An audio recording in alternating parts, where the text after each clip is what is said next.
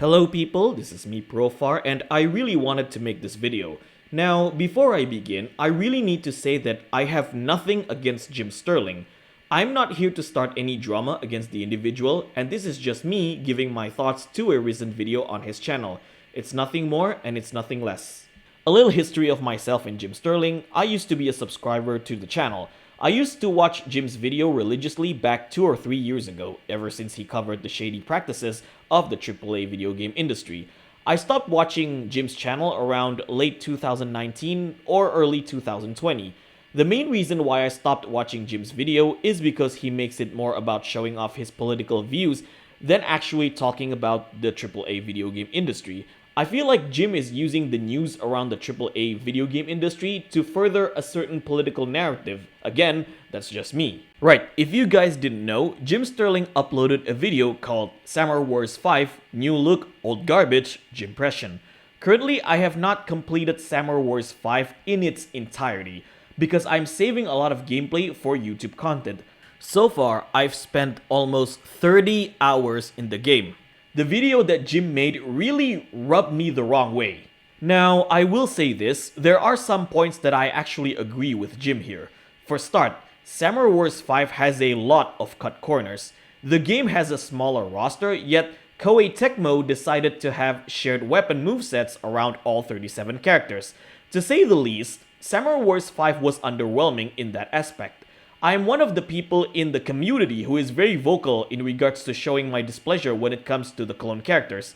Like Jim said about clones, we are playing as movesets instead of characters.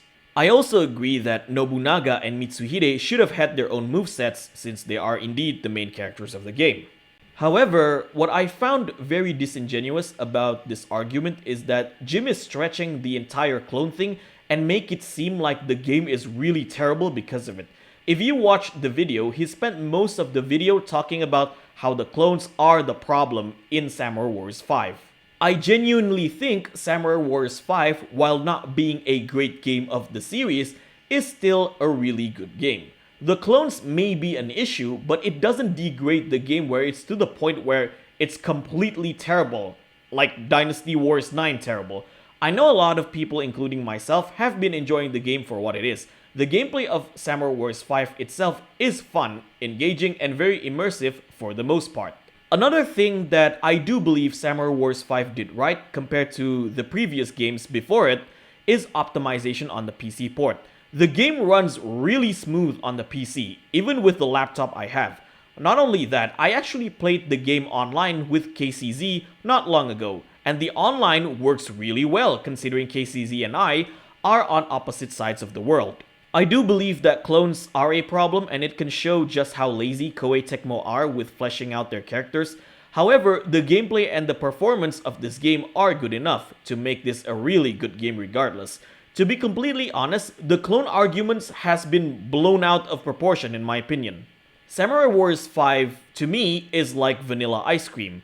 It's plain and somewhat bland, but it's good to look at, smooth, and absolutely tasty.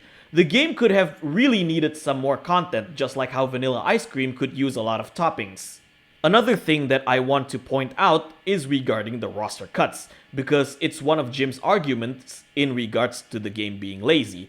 I just need to remind everyone that Samurai Wars 5 has roster cuts because it wants to cover strictly on the story of Nobunaga and Mitsuhide.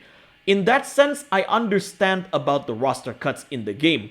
Once again, I feel like this is very disingenuous to complain about the roster cut without considering that the game is a Nobunaga story focused. One other point that I do agree with Jim Sterling is on how Koei-Tecmo handled their DLCs and season passes.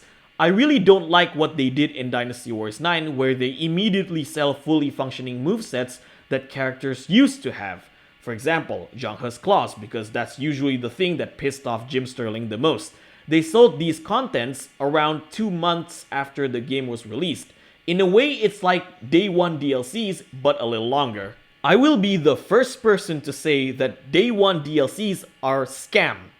However, in the case of Samurai Wars 5 Season Pass, they are not contents that affect the main game.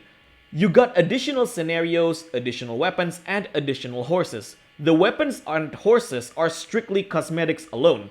The additional scenarios are just wacky scenarios that have no bearing to the actual story to the game at all. So in short, you are not missing anything if you don't buy the DLCs. Another thing I need to brought up in regards to the cut content is how Japan is under the state of emergency due to COVID. Now, Koei-Tecmo's HQ is located in Yokohama. In Yokohama, there is a rule that was made by the local government that says the following. Aim for a 70% reduction of staff in offices to prevent excess contact with others at work or while commuting by implementing remote work, flexible working hours, staggered commuting and lunch breaks, and other measures. This rule was applied since January of 2021, I believe, where Samurai Wars 5 was still under development. This means only 30% of Koei-Tecmo's employees can go to work and develop the game. There is only so much that they can do where it's only 30% of its developers working at the office. Again, I don't like how the content was dry in Samurai Wars 5, but to an extent, I do understand where they are coming from. I need to reiterate again that I am not in favor of having DLCs that came out close with the game's release. However, if these DLCs are just cosmetics or wacky stuffs that do not affect the game whatsoever, then the main game itself is not going to be bad because of it. In regards to the game interrupting you every half a minute to show objectives, well, let me tell you a secret, Jim. You can turn it off. Here, let me show you.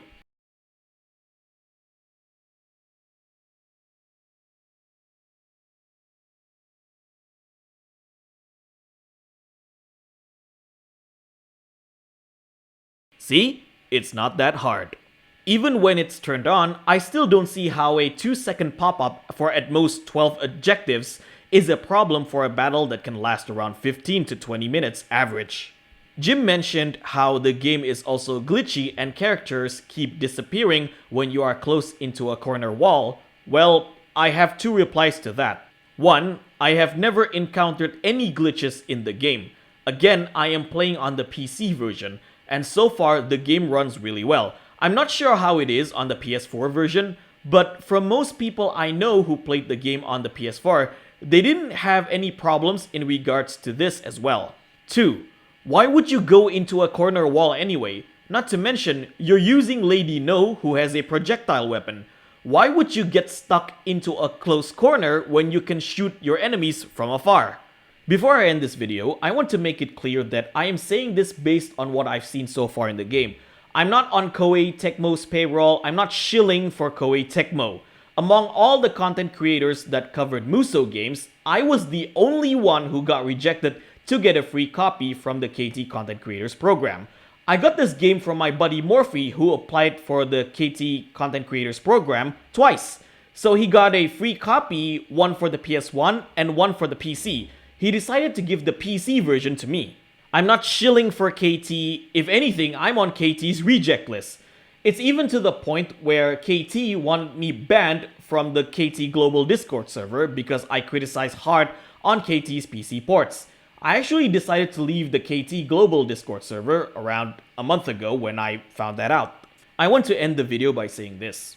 Jim Sterling has some valid points and he is allowed to give an opinion, just like how I am allowed to give mine. However, calling an entire game as garbage just from reaching one or few negative points is rather disingenuous. This is also the reason why I can't really trust most modern game journalists. They cover less and less and less about the games that they are trying to review, and they are strawmanning those points to generalize how the game is. So that's my opinion on Jim Sterling's Samurai Wars 5 Jimpression. Once again, this is not me starting drama with the individual, it is just me expressing my thoughts.